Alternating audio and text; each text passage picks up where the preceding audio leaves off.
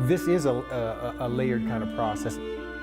True art is your true expression. So I put my expression on, on the canvas. Paint and a brush allow Ron Hicks to express himself to the world, something he's done most of his life. I started, drawing when I was probably 4 years old. He perfected his craft growing up in Park Hill and earned a scholarship to the Columbus School of Art and Design. Yeah, I just wanted to see myself as an artist, someone who takes in, information and spills it out. Instead, he was told to stay within the lines. There was this, I guess, stereotypical type of way of seeing, artists. So I would have people go, okay, well, you're a black artist, you should be doing black art. And it came from all communities. I would, early in my career, I would be at some of my shows and they go, oh, we're looking for Ron Hicks, we're looking for Ron Hicks. And I go, I'm over here.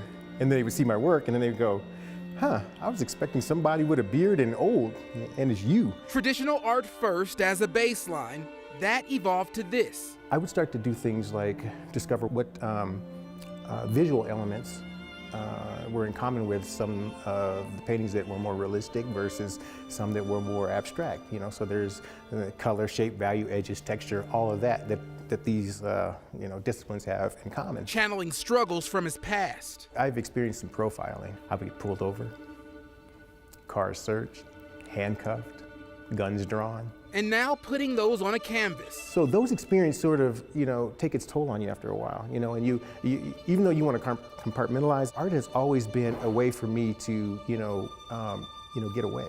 I have one in particular, it's called Steel, and it's really about this, this stare. That stare forever stained in his mind.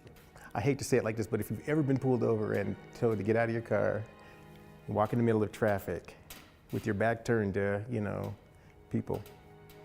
There's this stare. In this particular case, I had my son in the car, and I remember before I left the car, he looked at me and he said, Daddy, are they gonna shoot you?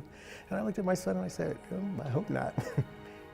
Out of the car, hands laced, and then they tackle you and then all, everything else happens. His art has his passion and his feelings, but he wants people who view it to have their own interpretation. This piece right here, it speaks of a lot of things. It's called Yoked. Someone might look at that painting and see pain, whereas someone else might see happiness or might, so I really like to see history in my paintings. History expressed in his story for everyone to see. I try to live life without regrets. And I'd hate to get to the end of my life and say, you know what, God, I wish I would have explored that. With photojournalist Austin Knox, I'm Eddie Randall, 9 News.